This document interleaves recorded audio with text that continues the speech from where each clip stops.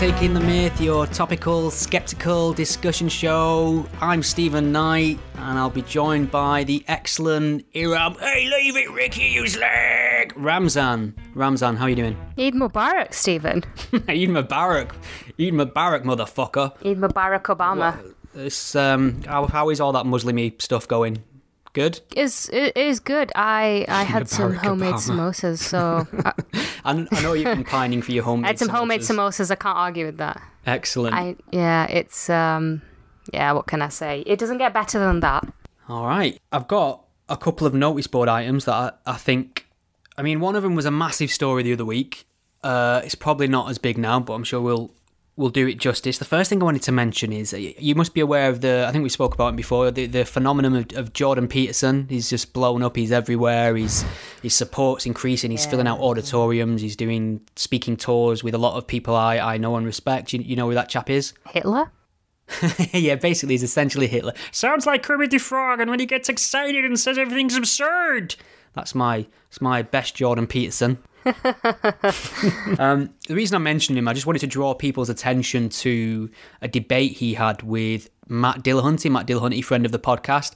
The thing about Jordan Peterson is I think he's interesting and he's smart and he's got a lot of good things to say about a lot of things. And he's got this massive blind spot when it comes to religion, and I've been waiting for somebody who's knowledgeable to sort of lock him in on this and basically poke holes in his faulty reasoning. And Matt Dillahunty basically ticked all those boxes. It was a fantastic display by Matt. Didn't let him get away with any bullshit, but kept it civil, stopped him getting off track, stopped, pointing out this whole ambiguous Deepak Chopra game he plays with it. So I just want to point people towards Matt Dillahunty and Jordan Peterson on YouTube. It was, like I say, there's no need to be nasty about it to Jordan Peterson. Both men were civil and courteous to each other, and I just found it a really enlightening discussion. I don't know whether you've seen that yourself. I've bookmarked it because somebody else sent it to me and said this is really, really good, and I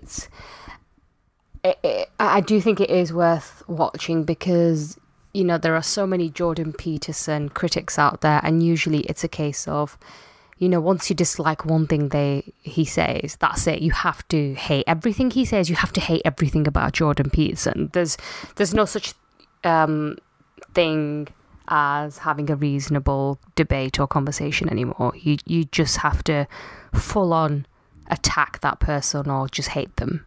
Another thing that was massive last May that just blew my Twitter mentions up was the arrest of Tommy Robinson.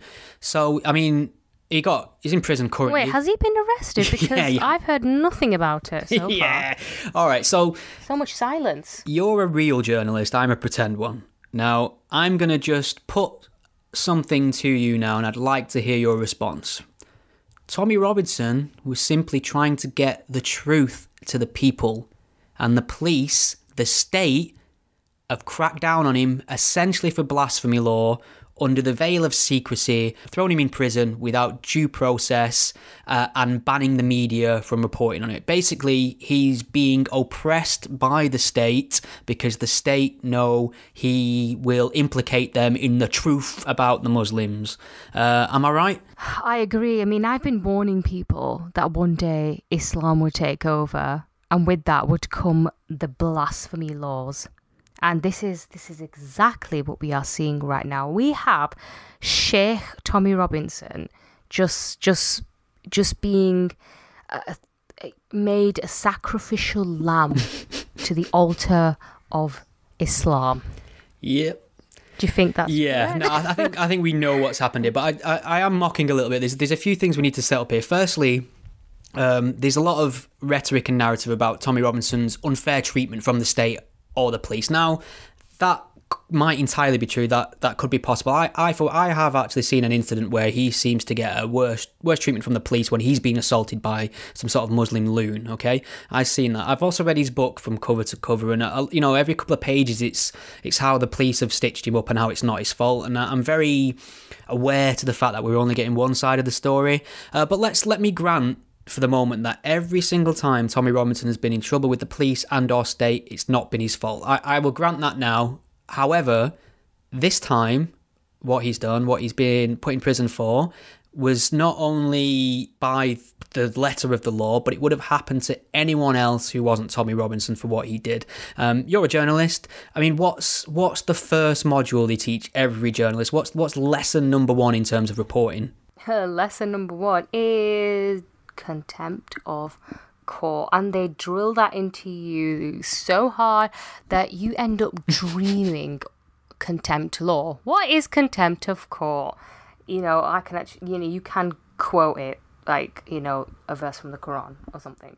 It's just instilled in you. This is what you can report. This is what you cannot report. This is what you can say. This is what you cannot say during a trial. And then when, it's when proceedings are active, as they call it, you can't report anything that may create a substantial risk of serious prejudice. See, I might as well just have it tattooed on my ass to the letter. I just know it so well. The letter C. So yeah, I think when it initially happened, when he was arrested, there was a bit of a reporting restriction, even though some websites did run with the story and then they had to quickly take it off online because of the reporting restrictions that were in place. Obviously, a few days later, that was challenged in court by a local journalist, because she just said to the judge, it's all over social media, it's everywhere.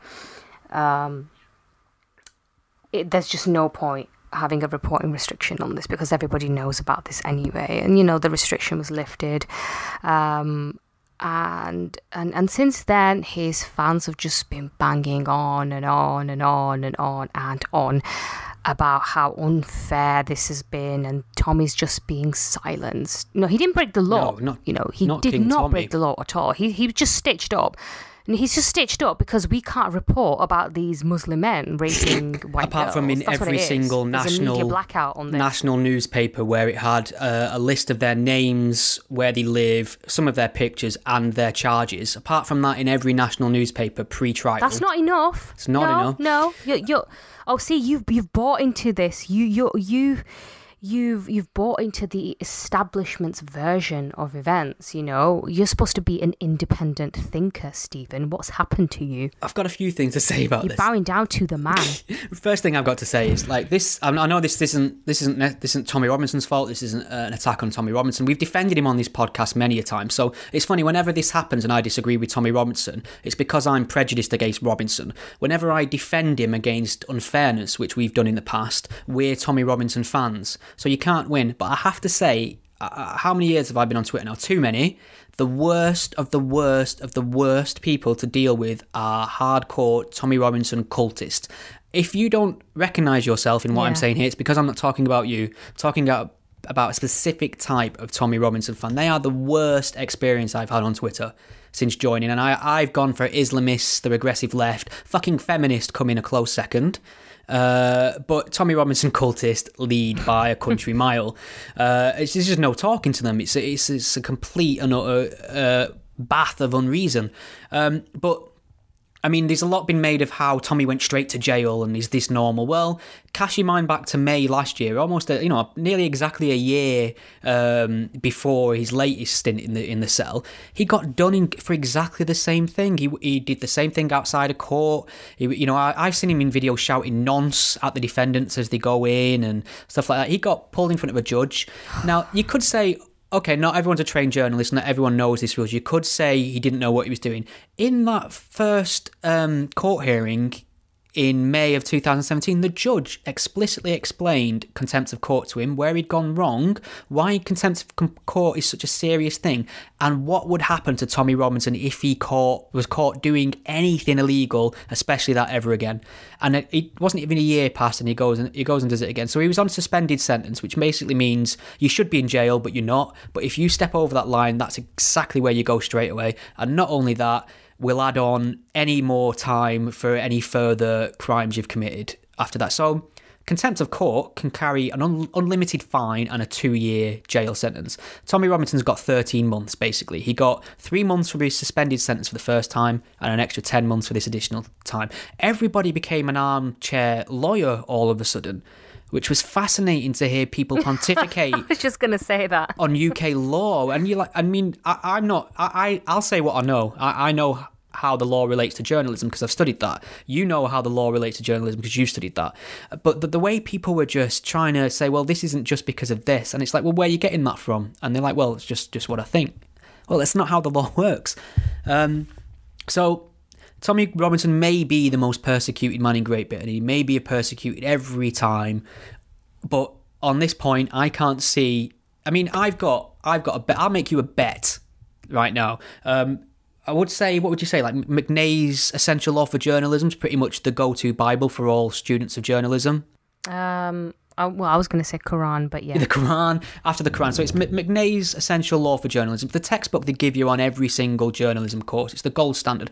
I can't quite remember what edition we're on now, but they've got a whole section, probably one of the first sections, about contempt of court in there. I will place a bet with you that in the next edition of that book, Tommy Robinson will be the case study for contempt of court, because he basically, if there was a checklist of do's and don'ts, he ticked every single don't for contempt of court. It was like he was playing a prank. Do you know what I mean? I watched the live stream as he was doing it. I was like, well, that's it. That's game over for you, sunshine. So yes, Tommy Robinson does get treated unfairly. Sometimes he's right about a lot of things, wrong about things. He's not evil. He's not a Nazi. I don't think he's a racist, but he's in contempt of court and he goes to jail. That's what happens when you're on suspended sentence. There's no conspiracy here. Okay, I feel better now. And breathe. Well, yeah. I think, this whole, most ordinary people, they don't know about contempt of court. And you're right, they don't. But he does, because not only did the judge explain it to him, he even said on the video, explicitly said, I know there's reporting restrictions on this case. And he went ahead. And thought, yeah, you know what? I know there's reporting restrictions, but yeah, I'm just going to it anyway. What can they do? Throw me in jail? Oops. He thought he was being so clever by occasionally dropping in the word alleged.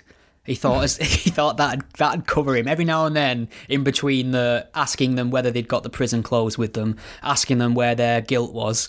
As long as he said alleged every other word or two, he'd be fine with it. I didn't watch the live video, so what was he saying? Like, oh, have you got your alleged prison clothes?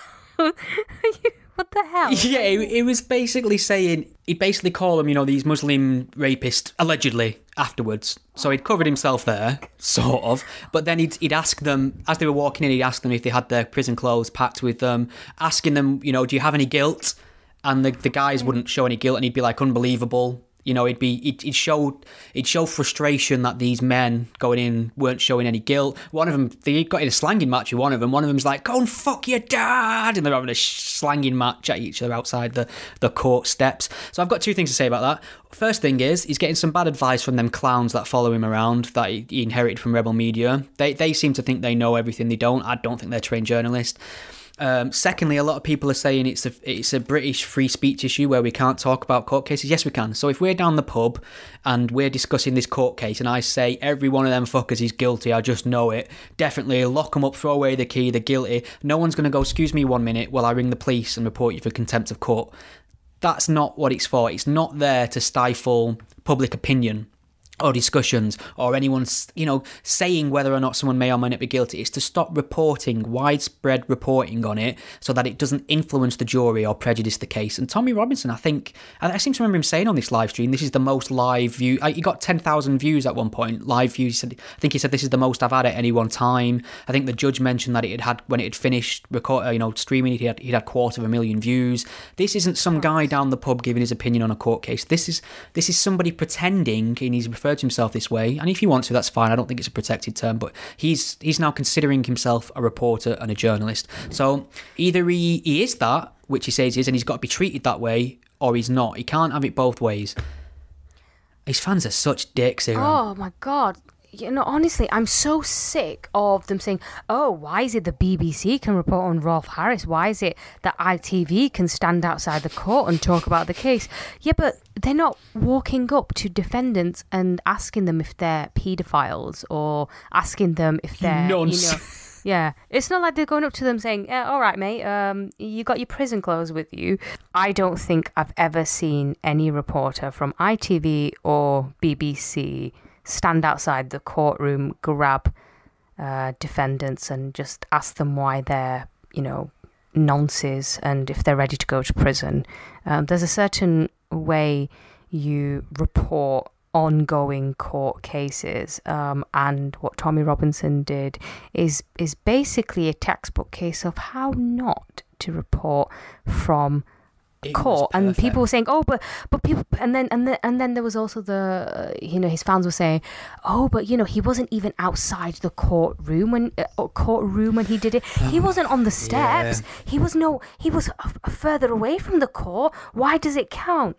Again, if you're reporting about a case, it doesn't matter. You could be reporting from, I don't know, your fucking cellar. Your bedroom. Your fucking bedroom. If you can be in contempt of court from your bedroom. I don't think people realise that. I mean, I get it. Like, there are some people who have suggested that, contempt laws in this country and reporting restrictions are archaic and outdated. Now, they're probably there's a discussion to be had about that. I agree, but make that argument. I'm just sick of hearing his fans present him as some sort of martyr when he knew he was breaching reporting restrictions because he said it on the video, and he knows what he's doing is wrong. I think he does. And then he goes to prison and then he gets to present himself as a martyr, and then his fans can go out on the streets of London or Cambridge next, I think it is, and demand that he be freed from the prison where 150% of the inmates are Muslim, by the way, and he's being force-fed halal meat. I mean, I angered his fans. I was a little bit facetious with a tweet. I tweeted something about Tommy Robinson can't be sent to jail. It's overpopulated with Muslims. They'll kill him. Also, Tommy Robinson fans, the Muslims never get prosecuted for anything. Yeah, that's hilarious. What I was hearing is this black and white reasoning. They was essentially telling me you're on the side of rapists, child rapists, and it's like, well, no, let's look at this. Tommy Robinson wasn't, let's be clear on this, he wasn't exposing anything, and people are saying that Tommy Robinson's done lots of work to expose rape gangs. I don't think that's true. Tommy Robinson was one of the people banging the drum about it and holding up banners talking about Muslim rape gangs years before they went to court. That's true. He's not dealt with all the victims, collected the evidence, took it to court, arranged witnesses, gone through years of litigation to try and bring them to court. He's not put in any of them hours. However, he's turned up outside a court to serve what purpose, I don't know, because it's already been reported on, and his actions could have led to a trial collapsing, a child rape trial collapsing, which not only would that cost hundreds of thousands of pounds to the taxpayer, even worse, some of the victims of these horrendous crimes would have had to go through the court system again and testify again and give all the information again and have that experience again. So basically, he's not exposing anything. He could have actually helped child rapists there inadvertently, in a way. So his fans need to get a bit of perspective. He's not exposing anything here. I mean, have I missed something, or has he got somehow helped convictions of child rapes? I don't think he's had any direct influence in that. No, I'm happy to be wrong, but there were people talking about this long before Tommy Robinson came on the case. There was that Labour MP Anne Cryer from Keighley.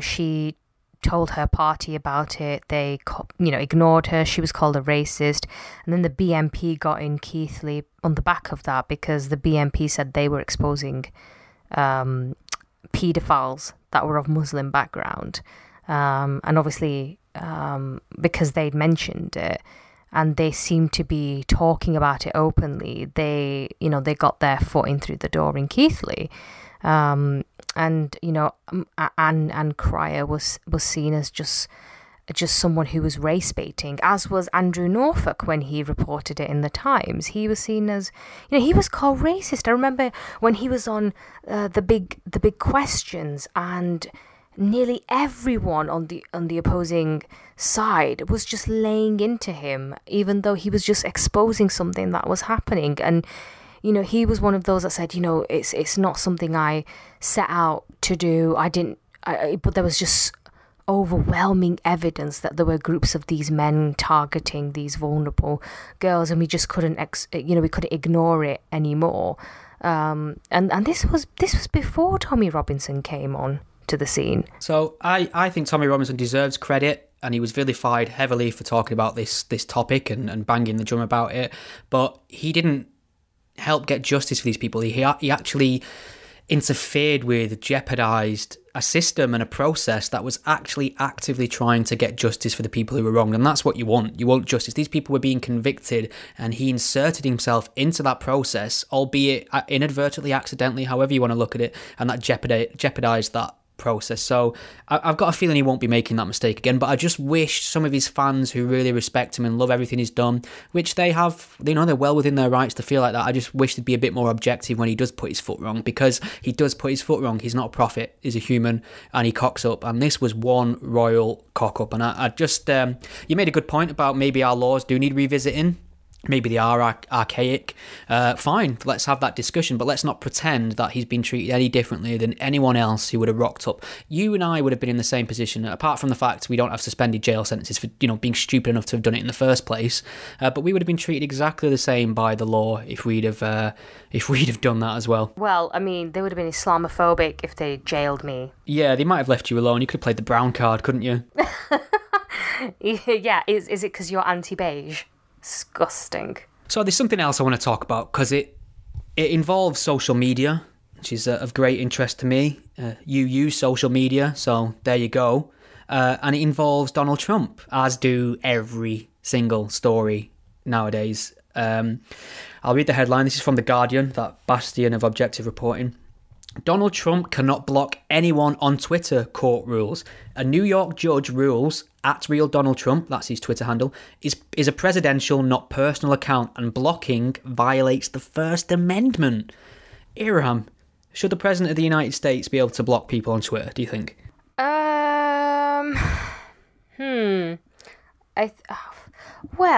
This is a really tricky one, isn't it? Because, I mean, he can do what he wants, because, he's POTUS. But at the end, he's still a public figure. And, people should know what's going on and what he's saying. I don't know. It is a bit bizarre, though. Why is he blocking people? Who is he blocking, though? That's what I want to know. Is it you? Did he block you? Yeah. Did he block me? He hasn't. I don't tweet at him because I see people tweeting at him all the time as if they matter. Do you know what I mean? Like, oh, I'm going to give the president a what for? And it just seems completely pointless to me. It seems more like theatre than anything. But my argument on this is, if your Twitter profile is public, you can't really block anyone from viewing it. All you're really blocking is people trying to get your attention by replying to it by an account of their choice. So if Donald Trump did block me, I just log on to Twitter. I just load up Twitter in a web browser and don't log in, and I can search Twitter and see his tweets, the public. There may be an argument here if he made his tweets private and only authorised certain people to see them. I think they might have a point, but as long as your tweets are public, you can't really restrict anyone from viewing them. So I think what he's been banned from doing is stopping people reading them from whatever Twitter account they choose. So it just seems something over nothing to me. Well, I mean, this is Trump. I mean, he's a bit of a megalomaniac, isn't he? And, he just behaves like an overgrown child who's, throwing his toys out of the pram. And he's like, I want to press the block button. That was my Trump impression. That was great. Yeah. I don't really know what I think about Donald Trump trying to block people off Twitter, because he should be able to do that, unless, I mean, if you say he's a public figure, then really he can't. And anyway, people will find out what he said at some point or another, because there's always a live blog on what Trump has tweeted. I mean, that constitutes as a story these days. The latest thing Trump has tweeted, it's just ridiculous. But that must be a really fun job for someone. Maybe we could bring it closer to home, because I've got to a point with this next issue that I'm going to mention where I've stopped being diplomatic now, and I'm just saying I don't care, and maybe people should just grow up. And that's the big report at the moment going around that UK MPs are overwhelmed with online abuse. They're getting mean tweets all the time, and it's having an adverse effect on their mental well-being. And I can't find a fuck to give about it, and I agree that. If you harass people online, you're a sad, pathetic individual. And I feel sorry for you, because you must be deeply, deeply unhappy if that's how you live. If you are abusing people online and that's what you live for, that's a sad person, let's be honest. They've not got a lot going for them. But if I'm an MP and I'm getting stressed out about tweets, how am I supposed to deal with other things if something I can just log out of or put in my pocket or restrict is actively interfering with my mental well-being? I think... I mean, I've said this a million times, we're still in the infancy of social media. We don't quite know what it is or how it fits in, but I hope it becomes a regular module in school soon, and they tell people the pitfalls of it and how really we shouldn't give it, the seriousness real life interactions have, because it's a different world, it's a different planet.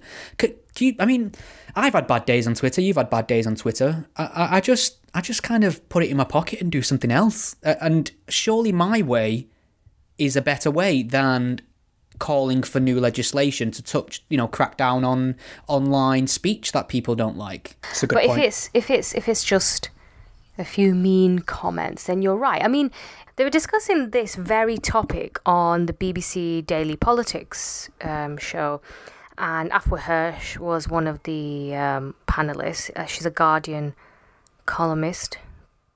I should really stop it right there, shouldn't I? Anyway, so she was just saying that she gets so many mean comments online, and there was somebody who was alongside her, and I think it was Isabel Oakeshott, or another journalist, I really can't remember, maybe someone out there has seen that clip, who said, well, but that's the nature of Twitter. I talk about porridge and I'll get mean comments thrown my way. It's just the reality. And it's like this, Afua was talking about all these horrendous comments. They were just really mean, and there was no examples given. What exactly constitutes as just abuse and something that's just beyond the pale? And another person who's really bad with this is the MP David Lammy. Every time he gets a really nasty letter, he decides to post about it on Twitter. So he's like, whoever sent me this letter, you are disgusting. And you don't deserve to live in such a great free country, blah, blah, blah. I'm going to publicise your letter anyway. Why would you publicise a really disgusting, racist or insulting letter? Why give people like that the oxygen of publicity? Just throw the letter in the bin. Unless it contains something that constitutes a threat, why would you post about it on Twitter? I mean, what does that actually achieve? There's another thing I wanted to talk about. There's a few aspects of this one which I think will be interesting to discuss, and I've been getting a lot of questions on it. It's Maajid Nawaz and his battle, his long drawn out battle with the Southern Poverty Law Centre seems to have come to a conclusion. Just to give you a very brief flavour of what that's about, a little while back, I think it may have been over a year ago now, the Southern Poverty Law Centre, which is kind of like a think tank / charity, and they've got a really good record of championing civil rights and going after white supremacists back in the day, and they've earned a lot of respect. So what they say tends to carry a lot of weight, I'd say. And they listed Maajid Nawaz, liberal Muslim, on a list of anti-Muslim extremists. You must have seen this. Yes, and I'm happy that the massive Islamophobe Maajid was on that list. Okay, wait, no, I can't say that. I'll be sued. No, in all seriousness, yes, I did see that list, and he was alongside other people like Ayaan Hirsi Ali, the ex-Muslim Somalian activist who now thinks reform can happen within Islam, but she's still seen as an extremist figure, which is quite weird, because extremists aren't really in favour of reforming things. So there you go. But yeah, they were on a list. I think Robert Spencer was also on that list. I guess you can kind of see the logic in that. I mean, this was a list that was intended to be disseminated to journalists. It was a resource for journalists when choosing who to interview and who to approach on the topic of Islam. So they could go to this as a resource and they could see Majid Nawaz and say, well, we're not talking to this guy because he's an anti-Muslim extremist. The news of the day is basically he's been threatening to sue him for a while. He has engaged in litigation. He started the process a while back, and the news has broke today that they've admitted they were wrong and they've apologised to Quilliam and Majid Nawaz for what they'd created, which was called a field guide to anti-Muslim extremists, and they've agreed to pay out a $3.3 million settlement to the Quilliam Foundation. Whew. So, I mean, I don't know if it's my understanding that they've not actually gone through the court and been ordered to do that. I think they've decided, you know what, we best pay out before it happens. But then again, I'm not a legal expert. I'm not a Tommy Robinson fan. I don't know everything about the laws, UK law or international law or defamation law. So the question I've got here, I mean, that's good news, basically. They've done the right thing, I think. But I'm getting a lot of questions about, well, how does this tie up with your concepts of freedom of expression? You're a freedom of speech absolutionist. How can you be in favour of somebody being sued for writing about somebody? And I think there's a lot of confusion here about what's free speech, i.e., you know, your right to an opinion, and what counts as defamation. I don't know. It seems like you might have something to say about this one. Well, there's a difference between, you know, expressing your opinions and outright defaming someone. You know, there's no defence for that, regardless of how great the free speech laws are. And America has, you know, free speech laws. I mean, they're way ahead of us, for example. But you still can't just go around, for example, calling somebody a nonce and say, well, this is my free speech, I can do that. And, you know, they clearly, the SPLC, they clearly got it wrong with what happened with Majid Nawaz, and I think it's taken about 2 years for the case to finally settle and for them to admit that they were wrong and for them to pay out. So it's been a lengthy process. Yeah, it seems to have dragged on for a while, but there's a few key points to mention about this. So first of all, Majid Nawaz didn't enter into litigation. His main problem was, it was obviously they being referred to as an anti-Muslim extremist, but they'd actually put some factually incorrect points in there to try and back that claim up. First, they'd said that he'd created a list of Muslim groups that should be banned under UK law, when it was the exact opposite. He was arguing that these groups shouldn't be banned, censoring them is a bad thing to do, you only give them power, etc. I think they said something about him being calling for a ban for the hijab, which he hasn't. He's basically said there are certain situations where it should be restricted, i.e., you know, airport security, you know, entering in a bank, anywhere that you'd wear a motorbike helmet, essentially, you probably shouldn't be able to, not a hijab, should I say, like a face veil and things like that.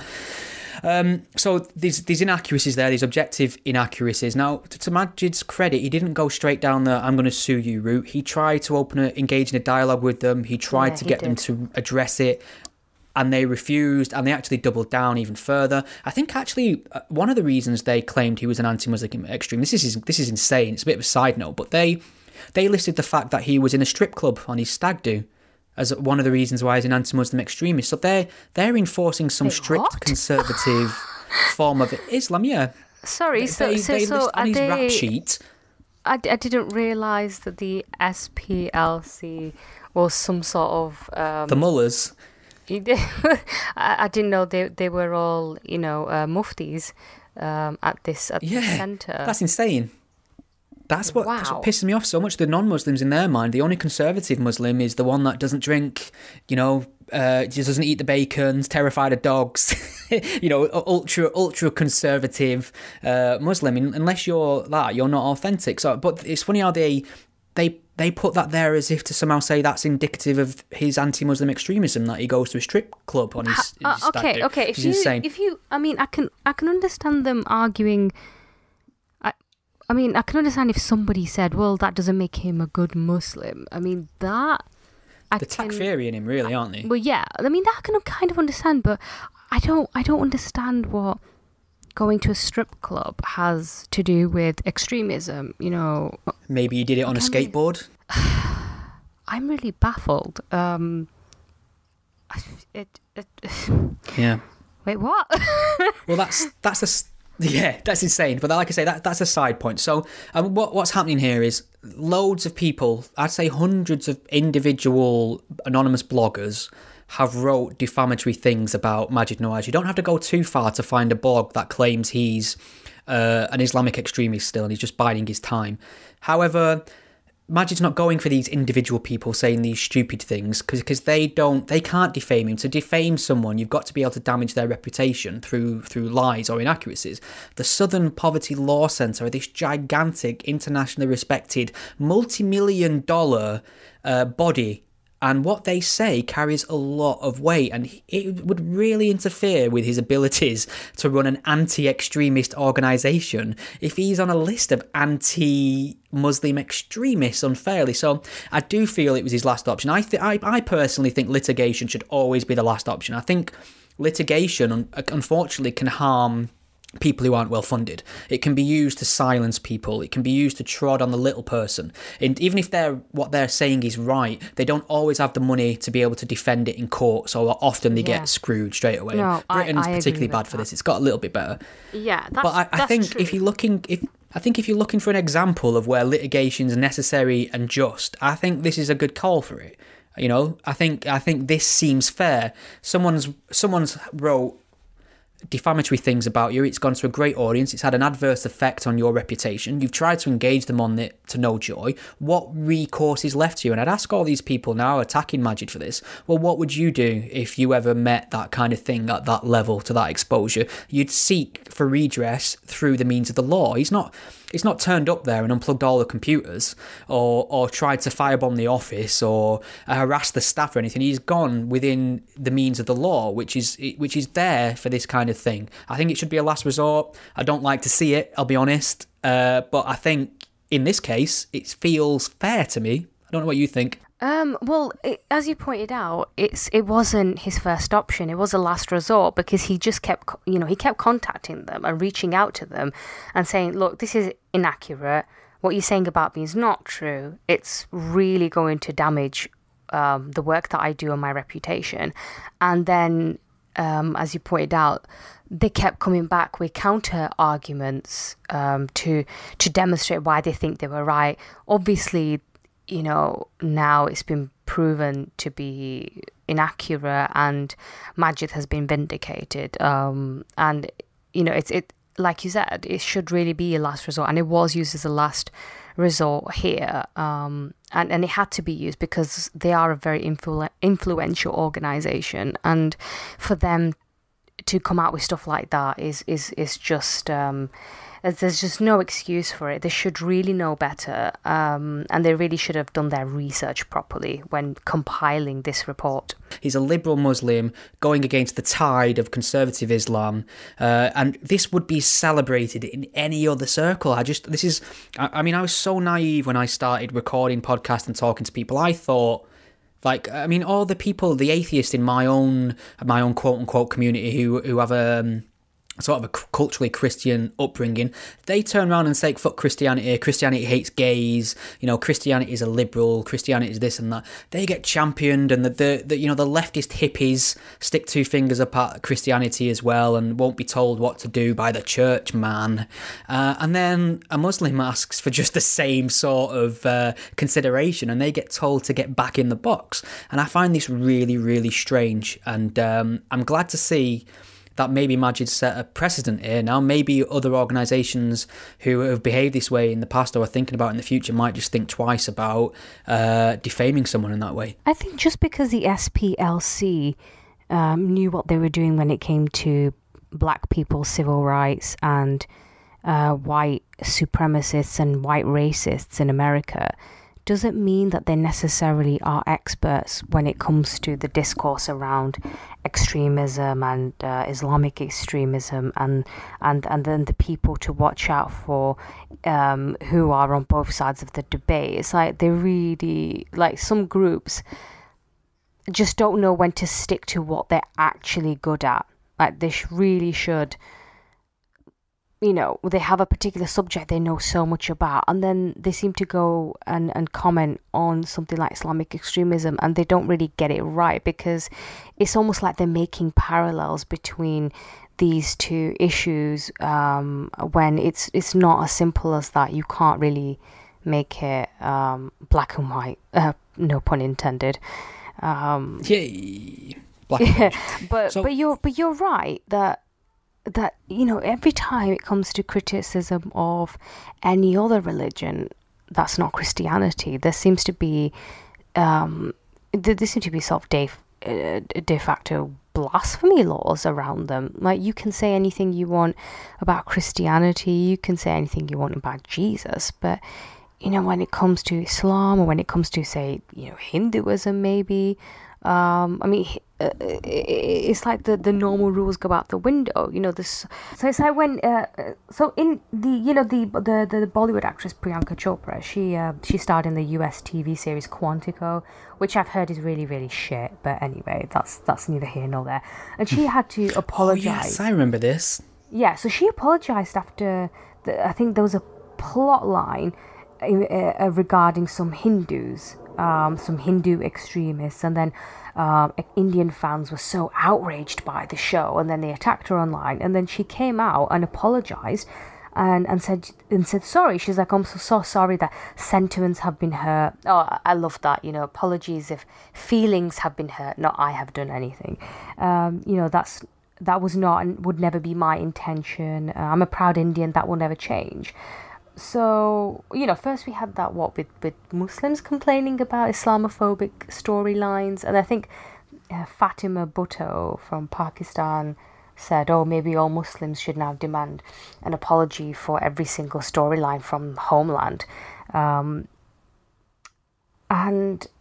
it's like, if they were Christian, if this was a plot line regarding Christian fundamentalists, no one would bat an eyelid. No one would bat an eyelid.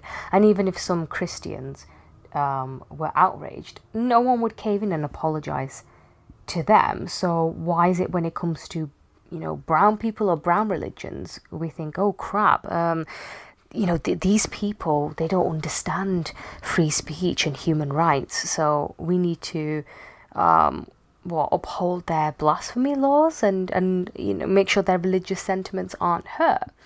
I don't know if you saw this, while you were sunning away in Mexico, but, the writer of The Handmaid's Tale, Margaret Atwood, I think she was practically defending the niqab on Twitter, because someone was asking her about it. She said, well, if women choose to wear it, what's the problem? And it's like, sorry, you wrote a book about women being forced to cover up and dress in a certain way, about being used as nothing more than baby making machines. That's exactly what has happened to many Muslim women in certain countries. Look at Afghanistan or Saudi Arabia, where women were completely covered up, and still are. And what, you think they're not deserving of the rights expressed by the characters in your book? What, are those rights only for white women, white feminists? Why is it that the discussion around human rights, about feminism, blasphemy, it's like they're open debates here in the West, but when it comes to anyone who's non-Christian background, suddenly we need to be a lot more careful. No, rights are for everyone. Culturally sensitive. Yeah, they're human rights. These people are being cultural relativists, I thought human rights were supposed to be for everyone. I'm off my soapbox now. Yeah, no, I agree. And when you were talking about the Southern Poverty Law Centre, just because they'd had a good history tackling white supremacy doesn't necessarily mean they're experts on Islamic extremism and Islam in general. And I think that's a particularly American-centric blind spot for good reasons. Yeah. They don't necessarily have the problem with Islamic fundamentalism there. I'll often talk about Islamic extremism on Twitter, and some American will pipe up with, you're more likely to be shot by a Christian. And I'll be like, not in Manchester, mate. So Europe's got a huge problem a huge problem with Islamic extremism, more so than ever. I'm reading a new story every day just in our own home country about people in court for, jihadist plots, some of them very close to fruition. So it's a big battle. It's a battle that's bigger than fundamentalist Christians and or guns in Europe, is Islamic fundamentalism, unfortunately. I thought as well, it might be worth talking a little bit about our friend Tariq Ramadan and what he's up to currently. It's been awfully quiet. I've not heard much from him recently. Any reason for this? Do you know of? Don't you mean Tariq Ramadan? Tariq Ramadan, yes. So he's been a naughty boy, really, hasn't he? He has been a very naughty boy. He's so Tariq Ramadan is a very prominent scholar. Many of our fans will know who he is. But he, just a couple of maybe like about a week or so ago, he appeared before judges in Paris for the first time since he was put under investigation on charges that he raped 2 women in France. So these, I think the investigation was out in February. He's been in formal police custody since sometime in February. And a third woman came forward to accuse him of multiple rapes. And then that was dismissed by the judge. And I think a fourth woman also filed rape charges against him in Switzerland. I think that might have, I'm not sure if that's being pursued, but, he's denied the charges. He claims defamation. But then he also claimed that I think one of the incidents was consensual, that he was having an actual relationship with a woman and there was no rape involved. Obviously, we don't know what's happened. No. We don't know. Really, it's only Ramadan and those women who truly know what happened between them. But at the very least, let's just say there was no rape and he was having consensual relationship with one or both of these women, or all 4 of them.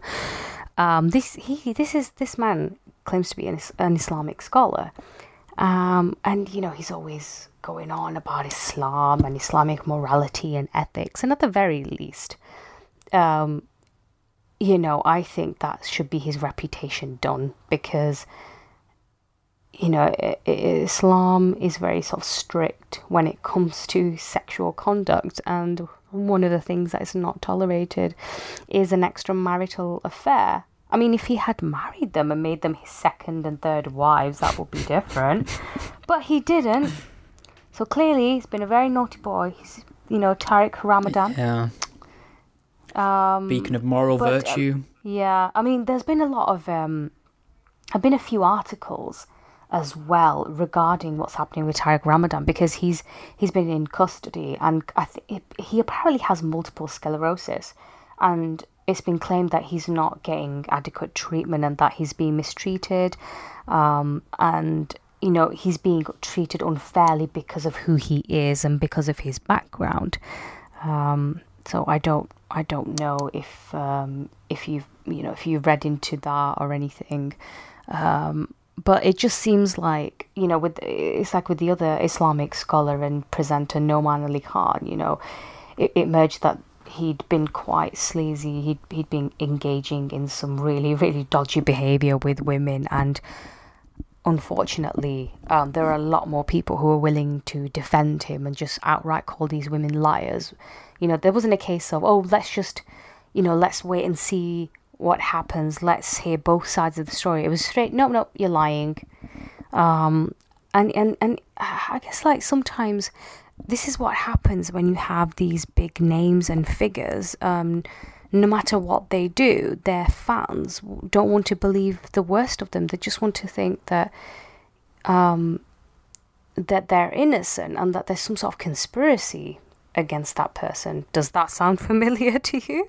Yeah, that's very strange. Yeah, sounds familiar. I think I've had a bit of an experience of that myself of late. Yeah, well, I just read as well that, I think there've been about 4 or 5 allegations made about Ramadan, but he he confessed having 5 affairs instead. So, you know, regardless of whether he gets convicted of rape or not, I think it's safe to say that his standing in the Islamic community is just, I think it's gone. I don't think. Yeah. I don't know. Maybe I could be wrong. I mean, maybe people will, if he's proven not guilty, then maybe he'll be welcomed back with open arms. That can sometimes happen. Maybe he could join Mo Ansar's band. What could he do? Be the drummer? What are they looking for in his band? What are they missing? Talent. I thought you were going to say like a guitarist, but okay. You lined that up for me beautifully. I know. Yeah. I think it's time for the Aslan Awards. There's this misconception that people derive their values from their scriptures. Who goes to hell?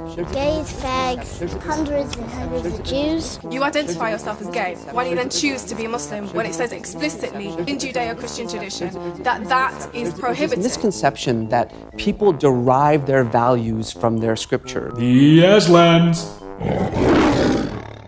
The Aslan Award is an award given to an apologist spouting lies and nonsense. And I have a very personal nomination this week, Iram. A gentleman called Ryan Bell. So I don't know if you know who Ryan Bell is, but somebody who I was on, I thought, fairly friendly terms up until the last 48 hours or so. So Didn't you have some sort of Barney with him online? Yeah, he's being very unreasonable. Okay. Our interaction today ended with him calling me a dishonest hack. I think I may have pushed a few buttons. So just to sort of set the scene here, this is a guy who used to be a pastor at a church, an Adventist church, and then he started speaking up for women's rights and gay rights, and his church didn't like that so much, and he got the boot. And then he started a blog about his doubt about God and how he was going to go a year without God and just see what difference it'd make. What difference does a year make? I think was the tagline or something silly like that. And this got him welcomed with open arms into this quote-unquote atheist community. All of a sudden, we was accepting this guy as an apostate. He's a guy who's been on the inside, join us, Ryan, everything will be fine. And I saw him, he got loads of speaking engagements. He spoke in Manchester in 2015, I think, at QEDCon. I was there on a panel, and I was also interviewing people there, and we was in communication, and I was trying to get a moment to speak to him, and it didn't work out there. I didn't actually get to meet him in person. However, we rearranged, and I've interviewed him on the podcast, and they started this movie project, A Year Without God, a documentary. It's going to follow Ryan around, and he's, I imagine he'd look all solemn into the camera and give a what does it all mean look.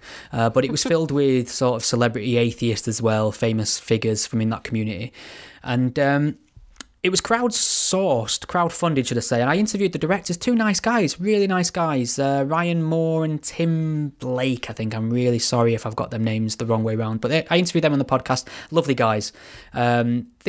And I actually pledged I think I pledged $70 towards the project myself, which doesn't sound like a lot, Iram, but $70 is a lot of money in a North Manchester working class household. Been going. That's where, yeah, exactly. So the documentary earned 26 grand, which it doesn't sound like a lot, but that was over its target amount. The backers were pledged certain things, and when I was pledged like a Blu-ray HD special limited edition shiny disc, and the estimated delivery date for that was February 2016. Obviously we're in 2018 now.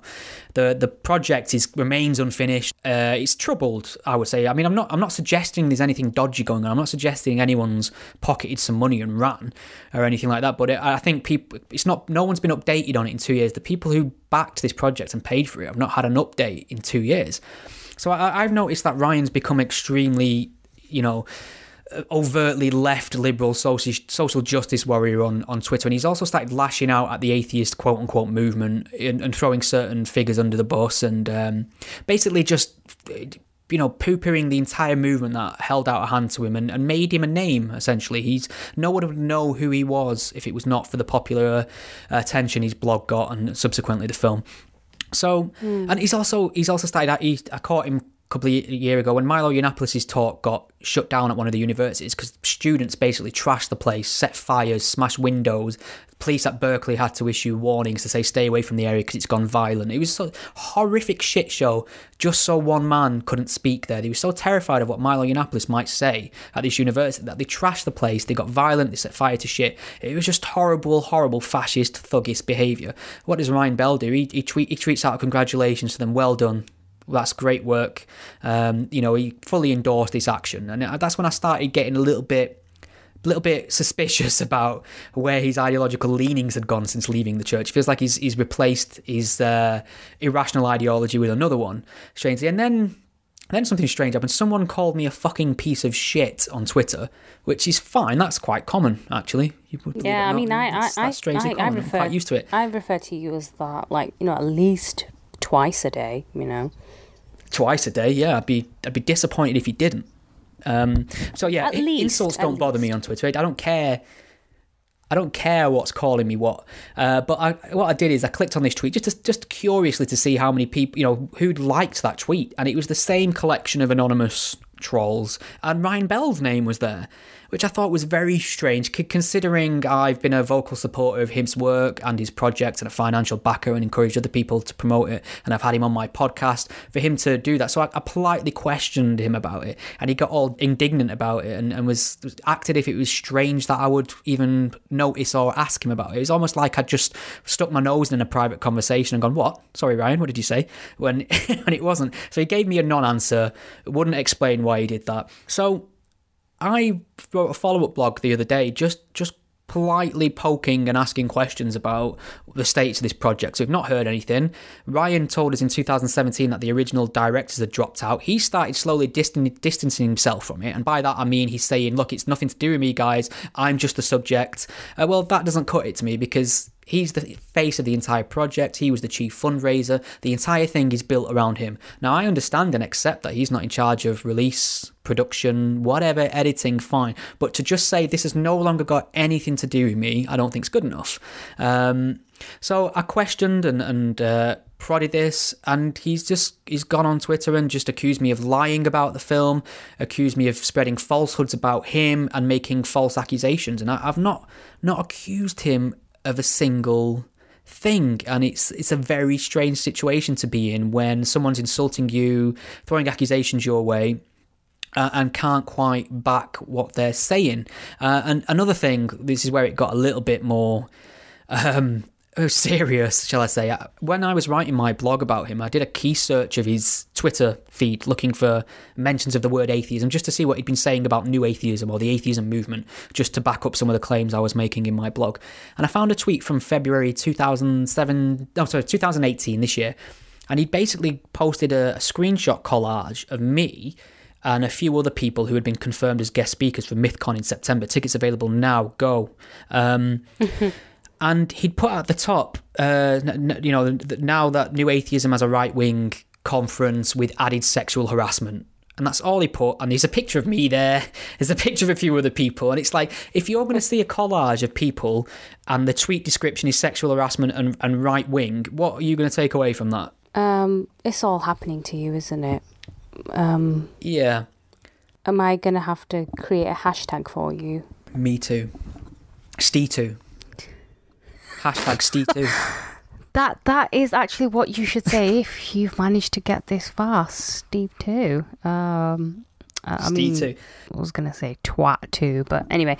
Yeah, I mean, God. I mean, I was having a look at the blog that you wrote, and it wasn't nasty or anything. It was just a case of, why has this film or documentary not been made yet? Where is it? Why has there been no updates? Yeah, just where is it? There was no suggestion of anything else. And he's like, oh, why are you making these allegations? But from what I can tell, there isn't an allegation being made. It's just a question. I don't even suspect that he's guilty of any wrongdoing. I don't think he's pocketed any money. I don't think Ryan Bell has done anything wrong in terms of this documentary. I've just asked where it is, and I've questioned its relevance now. And I'm also critical about the fact that He's built an entire reputation on the back of this project. It's the only reason anyone in the atheist community knows who he is, and now he's shitting on that very community.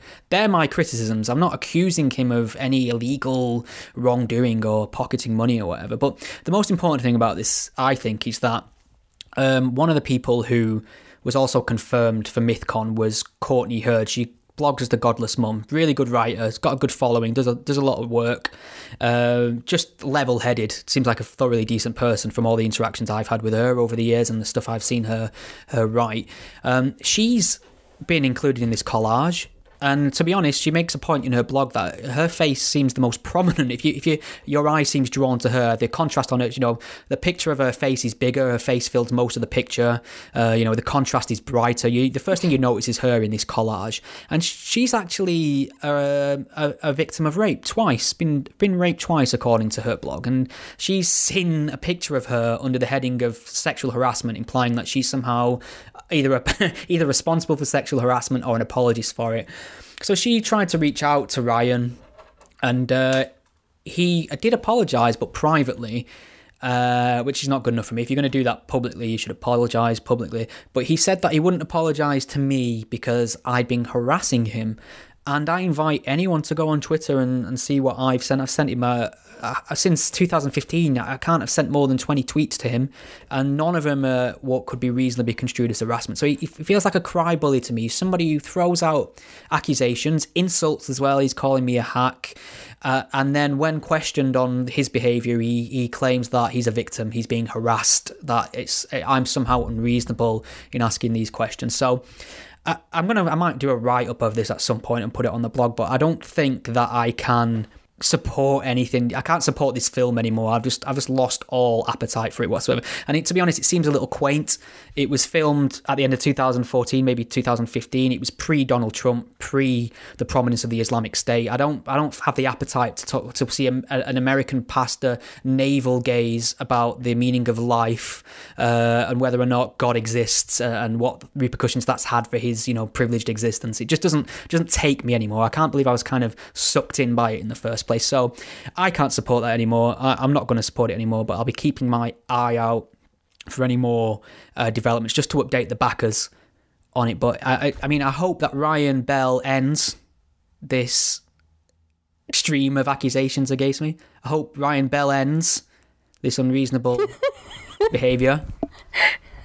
I hope Ryan Bell ends this penchant for blocking people who disagree with him on Twitter. I just think Ryan Bell.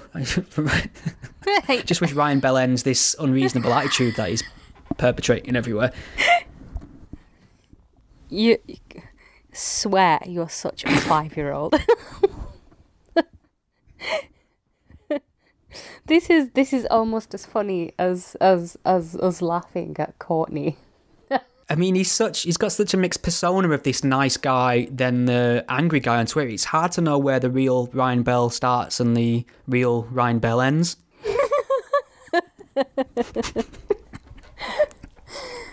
Oh, touche. Well, he just sounds like a typical pastor or mullah type figure, really. Like the sound of their own voice, don't like being challenged.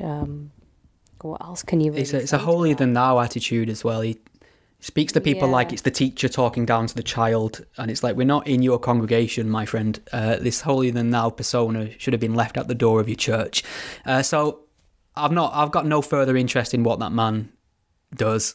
No, I don't think, and I'm not going to support the film. I don't know who he's going to sell it to. He spent the last couple of years claiming that atheism's fell into the right wing and going after prominent key figures within it and just going, really far left SJW. And it's I don't know how they're going to appeal to their core audience, which, let's be fair, is going to be atheists. Atheists are going to want to hear about the pastor who's left the church and become an atheist. I don't think Christians so much will want to hear about it. It's just, I don't know how they're going to appeal to that core audience of active atheists on the back of a man who's now showing so much disdain for that area of discourse. So that's all I've got to say on that, and he's my Aslan Award winner for the week. Excellent. Okay, so I think we've pretty much nailed everything for 1 week. We've managed to surf the waves of incredibly poor internet connections. Hopefully this will all come together in the edit. Just so you know, guys, no matter... I mean, I don't know how long this podcast will be when it's finished, but me and Iram have been recording for 9 hours straight, by the way. Yeah, it's I swear, it's like I've been recording this from on top of a mountain or something. It's just ridiculous. I've called you back today more times than I've called my mum this month. Aww. Pretty much. You're a really no. bad son. Actually, yeah, I'm going to wrap this up and give my mum a call. How about that? Yeah, I think you should make up for it. Thank you for listening to the Godless Spell Checker podcast. The podcast is a one-man operation produced in my spare time away from my day job, and I love making it for you. If you enjoy what you hear, please consider lending some support. The show is entirely listener supported. I don't sell anything, I don't run ads, and given the alternative and unpopular focus of my content, it's very unlikely to find a sponsor. So there are a number of ways you can support and chip in and help improve the show and give me more time to produce more content. You can become a patron supporter and pledge a monetary amount per month or per episode by visiting patreon.com/gspellchecker. If you can't lend monetary support right now, don't worry, there's other ways you can help the podcast too. You can share it on your various social media networks, or take a moment to leave a review wherever you listen to it. Your support is massively appreciated. Thank you. I think we've all learned something here today. I'm just going to bring up some article. I want to talk about Trump being forced to unblock people. Let me just find a look at that. Trump ordered not to block. Just close down Pornhub.